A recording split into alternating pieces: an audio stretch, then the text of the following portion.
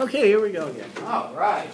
Okay, now let's look at an overview of the membrane proteins. We're going to go a lot more detail about these as we move on, but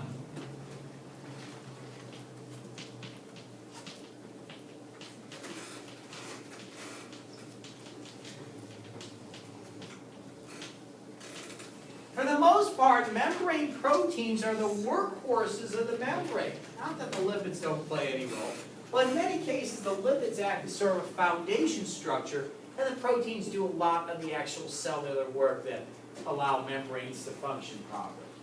Now, membrane proteins can be associated with membranes in a wide range of ways.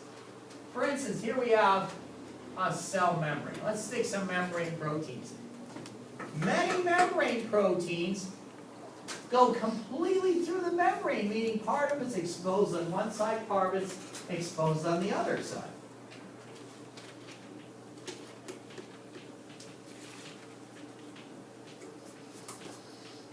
So these proteins span the membrane completely.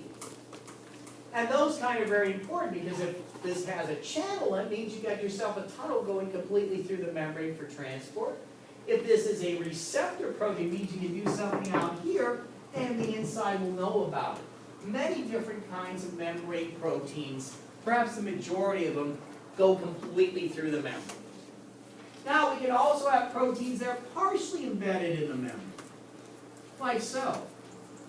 Another one down here.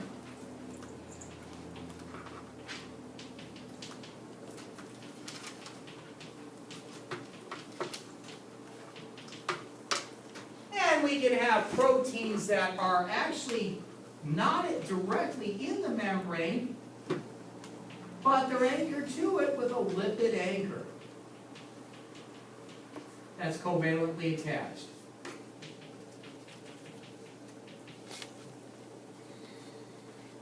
And finally, some membrane proteins are actually going to have polar regions that will loosely associate with the polar head groups of the lipids. And those are quite unstable and easy to remove. So these are the types of arrangements that membrane proteins can have. The majority of ones that we're going to see are the kind that go completely through the membranes. That way you can do all kinds of neat things. Now, next question. What's the functions of membrane proteins? Yes, yes. That says lipid what? Anchor? Lipid anchor. And this is anchored. So here we have the protein itself is not in the membrane. It's not even touching the membrane. But what keeps it in the membrane has got covalently attached lipid. And the lipid slips into the membrane and it anchors the protein there. Okay. So we have these different types of arrangements of the membrane proteins. Now, in terms of now, by the way, when you look at membranes, a typical cell membrane is about 50% protein by weight and 50% lipid. Now, since protein molecules are far larger than lipid molecules, in terms of actual numbers, maybe 5% of the protein of the molecules in the membrane are protein and the rest lipid. But in terms of actual mass and stuff, and there are some membranes, specifically the chloroplast thylakoid membrane, the mitochondrial inner membrane, that are 80% protein by weight. In other words, they have the same amount protein to lipid as a typical McDonald's hamburger, maybe even a little bit less. So, a hamburger, ooh, I'm going to get all this lipid, a little bit of protein in it. Yes, it's 700 calories. And enough salt to keep me going for the whole day, right? Okay. Miracle of fast food. All right. Okay, now, membrane proteins have a wide range of different functions. Let's take a look at a few of them.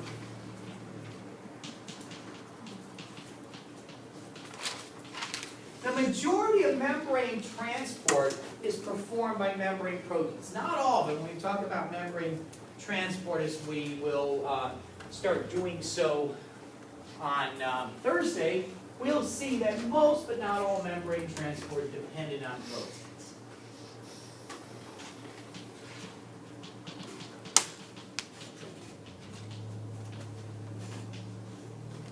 Cells have to detect the outside world, whether it's the presence of other cells and what types, environmental conditions, presence or absence of various kinds of secreted molecules, and so on. So in effect, cells not only have to sense the outside world, they have to respond to it. And the sense organs of the cells, the sensors of the cells, are these proteins we call receptor proteins. Receptor proteins will detect molecules, other types of cells, environmental conditions like pH, light, salt concentration, what have you, and then they will activate a signaling pathway inside the cell, and the cell will respond. We'll spend a lot of time, because signaling is so intimately connected with membranes, we'll spend a lot of time on it. So receptors and signaling are mostly membrane dependent. Okay, third thing. There are many critical enzymes that are membrane proteins. Examples, the enzymes that make most of our ATP, what we call the electron transport chain, or respiratory chains, another term. Those are huge membrane protein complexes embedded in the mitochondrial inner membrane. The process of photosynthesis, where we capture the energy of light and use that to generate energy-rich molecules like ATP, those so-called photosystems and the associated electron transport chains and stuff, those are membrane-bound enzymes. In other words, most of our metabolism, most of our ATP production is due to membrane-bound proteins. And there are numerous other enzymes in the membrane too. We'll see some of them when we talk about signaling pathways and stuff.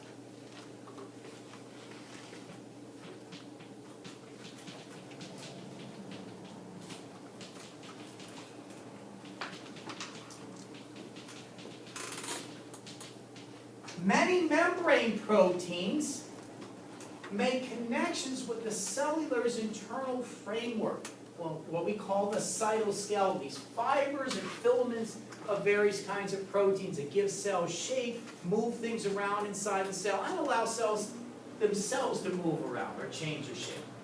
Membrane proteins in many cases do connect with the cytoskeleton at least some of the time. Not all of them, but many of them do. Outside the cell, cells secrete material. Think of cell walls, that's an example of that. But even animal cells secrete layers of proteins and polysaccharides on the outside called the extracellular or outside the cell matrix.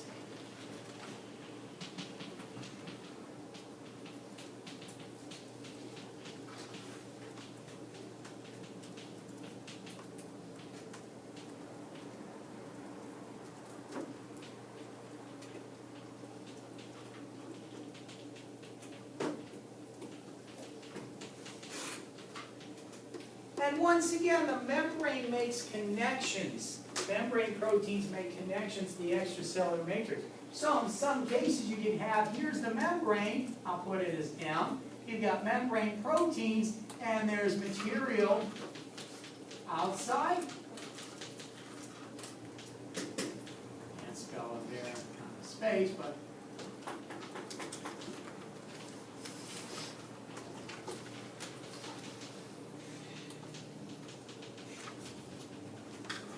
so membrane proteins can link the internal cytoskeleton, the internal framework of the cell, with the secreted extracellular material. We see that. Sometimes the same protein can do both. So the membrane and membrane proteins play critical roles.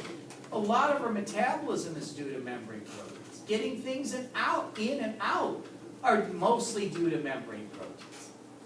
The ability of cells to sense the outside world and respond to it, that's membrane proteins again. And finally, things that connect, allowing cells to stick to surfaces, allowing cells to crawl and move around and things like that. That's membrane proteins play critical roles too. So clearly membrane proteins have vast, diverse, and fundamentally important roles.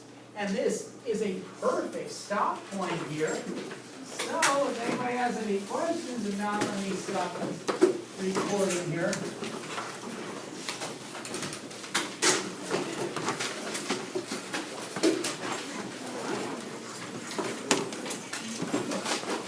All right, folks. Till Right here. Okay, I will see some of you.